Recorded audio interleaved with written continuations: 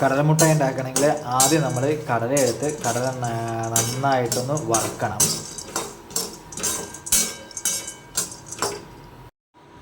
കുറച്ച് വെല്ലം എടുക്കണം, 2 വെല്ലം എടുക്കണം. അത് പൊടിയായി അരിഞ്ഞ് ചീനച്ചട്ടിയിലിടണം. ഒരു 2 സ്പൂൺ വെള്ളം ഒഴിച്ചാൽ മതി. അതിനുശേഷം നമ്മൾ ഇളക്കണം. ഗ്യാസ് ഓൺ ചെയ്തിട്ട് നമ്മളിത് ഇളക്കിക്കൊണ്ടേയിരിക്കണം.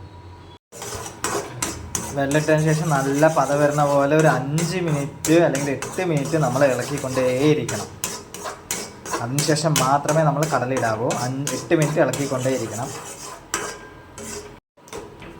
കടല ഇട്ടിട്ട് നമ്മൾ അത് ജസ്റ്റ് ഒരു 30 സെക്കൻഡ് നമ്മൾ ഇതേപോലെ ഇളക്കണം. അതിന് ശേഷമാണ് നമ്മൾ ഇതേപോലെ ഒരു പാത്രത്തിൽ ഇറക്കേണ്ടത്. നമ്മൾ മുട്ടിപ്പലകയിൽ നമ്മൾ കടല ഇട്ടിട്ട് ഈ കോലുകൊണ്ട് നമ്മൾ പരത്തണം.